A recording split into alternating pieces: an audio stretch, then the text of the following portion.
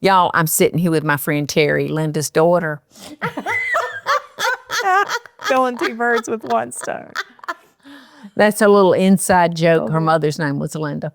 But Teri has been a friend since 2013, and she has been there always to help me with events for the Paula Deen Bag Lady Foundation. And our mission is to help women and their children. And Teri has always been there to help make these events special. And she owns a little bit of heaven in Kentucky. Nope, West Virginia. West Virginia. My geography is not good, y'all, so you'll have to forgive me. In West Virginia. Oh, and I got some things I want to ask about West Virginia. Absolutely. I can help you with all that. I had so much fun watching Teri put together this macaron cake. And like I said, you catch the video, please, because it's amazing what she did.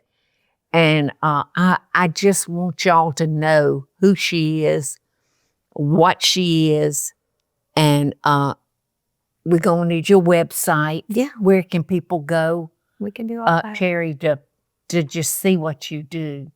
Well, if they go, the website is Lil, it's Lil, bitofheaven.rocks is our website. And they can go there and see all the fun stuff that we do. We do have items that we can ship all over the continental United States. Wow. Our pepperoni rolls are quite popular. We ship them everywhere. Yeah, she shipped us some. I did. Cupcakes in a jar, things like that we can do. And it's just been 16 years that the bakery's been in business. And we're actually celebrating 10 years, I think tomorrow, as a matter of fact, that we've been in our building on Main Street. So, oh my goodness. Yeah. Now, how big is the town that you live in? Saint Albans is not very big. It's my hometown. I grew up there. It was a great place to grow up. Not quite as small as Mayberry. Definitely not as big as Savannah. It's outside, about 15 minutes outside of the capital of West Virginia, which is Charleston. So it still has that small town feel. Yeah. Which I love. What's the population there? I think it's about, it's terrible that I don't know this. I think it's about 50,000. So not tremendously. The size reminds me of maybe the town I grew up in, Albany, Georgia. In Albany, I think we had, our population was 70,000. Yeah, and it's probably about that size, with the outskirts included. Yes. And that is a great size to grow up in. It is. It was a great place to grow up in. I raised my boys there. They all graduated from the same high school that I graduated from. My staff laughs because every day somebody will come in the door that, I knew, your mom and dad. I remember you when you were this tall and, Well, tell everybody how you got started because I've always tried to encourage girls and guys, if they had a burning in their belly to do something, don't, you're better to try and fail than have regrets. Well, it's such not a true, trying. Oh, absolutely. And I'm sorry to interrupt you. It's such a true statement. And I don't know if I've ever told you this, but I've shared with you the fact that, I found you on Food Network back in, early 2000s. And that really inspired me to start baking and cooking again, which was something I'd always loved to do. But in 2010, I entered the Real Women of Philadelphia contest that you were doing with Philadelphia brand cream cheese. And so in that particular contest, you had to create original recipes. You had to produce videos. And I had the best time. My poor husband became the producer, the director, the editor, and I created several recipes and sent them all in. And I didn't win a thing. Not a thing did I win. But let me tell you something. It must have been an off day for you. I had the best time. And I like to say that sometimes God whispers in my ear what he wants me to know, and then sometimes he just knocks me flat upside the head when I'm too stupid to pay attention. At the end of that recipe contest, I had such a wonderful experience, even though I didn't win. And so I Googled 2010 recipe contests. Duncan Hines was having a red carpet cupcake challenge. In that case, they wanted you to actually use their products, come up with a cupcake recipe. I was walking through my office where I worked at the time and thought in my head, if I took chocolate buttercream or chocolate frosting and peanut butter, mixed it together and froze it, I could drop it like truffles down inside chocolate batter. That'll be a cupcake. And I created this cupcake and sent a picture. Didn't win. But I finished in the top 10 in the country after about 1,000 or so entries. That in turn meant that Duncan Hines reached out to our local paper and did a press release. And all of a sudden, my husband looked at me and said, I don't know if you're aware of what you've done, but I hope you are prepared for what you've done. And that was July of 2010. Little Bit of Heaven Cupcakes officially started August 1st of 2010. Wow. And it's been almost 16 years that Real Women of Philadelphia and me not winning a thing is what started that whole process. That was so much fun. Oh, I had a blast. Doing that. I had a blast. So much fun. And it's been, you say 2010? 2010. But it's funny how I can look back over my life since I took responsibility for myself.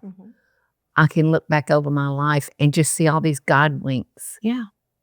It's amazing. They pop up, and if you're paying attention, the things that you realize, you having me here. We've talked about the fact that in 2013, I got an email from pauladeen.com inviting me to a Christmas cooking school that you were having in this home. And sometime during our journey, I've talked about this with you, and we talked about the fact that you had no idea why I got that email, and I didn't have any idea why I got it either. Not a clue. And I made the decision to come down here, and I met Bubbles, and I met Heggie, and I met, everyone in your beautiful family. And that in turn started those friendships. And it just has been wonderful ever since. Well, some people we're just we're meant to collide. We're meant to collide. Where did you work before you started the bakery? So mostly my career was in restaurant management. The last grown-up job I had, I was actually the customer service director for all of the J.D. Byrider car dealerships in West Virginia, and we had a few in Ohio and Kentucky as well. My boss, president of the company, a guy named Mark Morris, is one of your biggest fans, I have to tell you. When I first met Hello, Mark, loving best dishes. When I first met you, you autographed a Christmas ornament for him. It is still to this day one of his prized possessions. I want you to know, it goes on his tree every year. But so customer service was a lot of what I did. And I kept that job for the first year of the bakery. You did? I did. I got no sleep. And finally, at the end of the year, my doctor said, you're going to have to choose because you're going to, make your poor body wear out if you don't. And so that's when I decided that the bakery would have to become, the priority. Yes. And you also shared something with me back in 2013. You asked me then if I wanted to have a brick and mortar bakery. And I said, Paula, I do everything. Everything that is baked, everything that's decorated, everything. And you looked at me and said, Teri, one of the hardest things I ever did was to have to trust someone to do what I had only done myself for so long. And I've never forgotten that, because when I opened the brick and mortar and I had a staff, trusting them to do those things has been, and I hear your voice reminding me. It's so hard. It is. Because this child that you're raising up, nobody loves it like you do. Nope. And you feel like nobody will take care of it like you will. Yep.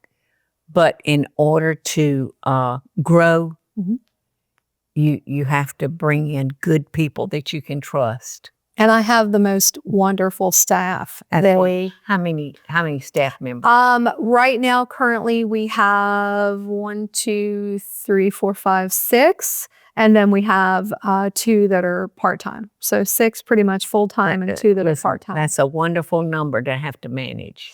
It is. And, they work so hard. They really do. And we talk about the fact customer service is a big thing for me. Biggest. It's the biggest thing for me. There is no biggest. option to do anything less.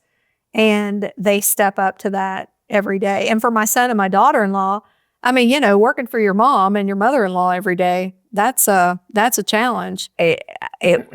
Family businesses are such a challenge. I felt like there were days where my sons loved me, but they probably didn't like me. When I have to have very difficult conversations, our rule of thumb is that they absolutely understand that if I have to have a difficult conversation, I will always be calm. I will always be respectful. And they in turn understand that they can have those conversations with me, because I'm here to tell you, they have to have them with me probably more than I have to have them with them. My poor son will come to me and be like, Mom, seriously, did you mean to schedule 9 cakes at 1 p.m.? Like, what were you thinking? But it's okay, because I trust them implicitly to be able to do that. And of course, my husband is part of the bakery as well. He is. Now, what is his function in it? Dan is more behind the scenes than anybody realizes. From the day we started, he made all of our buttercream. He took that on in 2013. He left his job to help me at the bakery. Now he makes all of our breads, all of our pepperoni rolls. Oh, my goodness. Yeah, he does. And was he a cook prior to this? Nope. So you trained him? I did. And when I started doing custom cakes, I just couldn't do, because we make everything. So everything in our bakery that we sell, we make. Literally from ingredients, we make it. We don't buy anything pre-made. We don't, we just don't do that.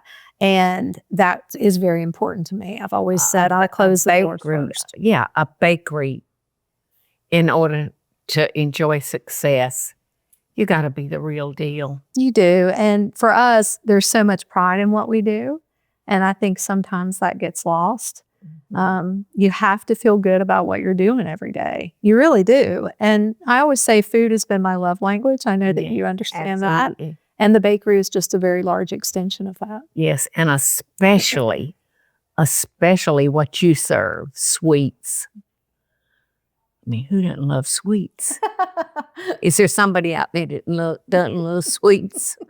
So, that's a gift in itself, is giving somebody that. But I'm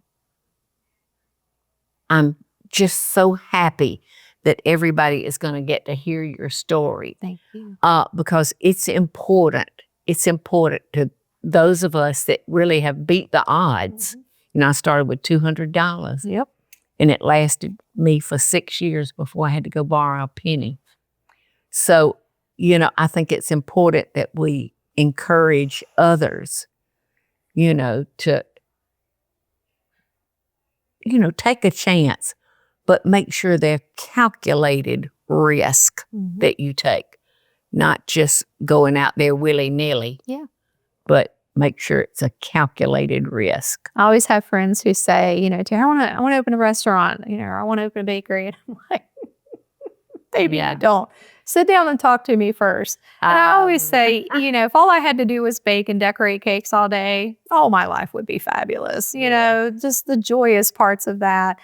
You have to be able, to roll with that. I've gotten to the point that I think my inability to register stress is probably concerning to the medical community. Yeah. Because you just, you have to be able to function in very high stress environments. You do. Yeah. But I think for me, watching you coming up through, and the things that inspired me the most about you 10 years ago are still the things that inspire me the most about you now, which are just your love of family and your love of people. And you are so gracious and you're so appreciative and thankful for the support that people give you. And you have no idea, just by being on this earth, what a gift you are. I'll pay her when we wrap up this interview. You are so sweet, Teri. I said, when you look down the barrel of that camera, you never know who's on the other side. It's true. Watching. And they may be in such a way that they just need a smile or a laugh over something stupid that I've done. And there have been quite a few. But I thank you so much for coming down here. Thank you for having me. And sharing a little bit of your talent in the little while we had together. I will always come when you need me. And I want people to be aware of you, so make sure you go to her website and just see everything that this girl does. And she does it in the name of love. Absolutely. Thank you. Love and best dishes, y'all. Hey y'all, it's Paula Deen. Now, if you enjoyed this video, be sure to like it and click the subscribe button as well as the notification bell to be alerted when I post a video. Love and best dishes, y'all.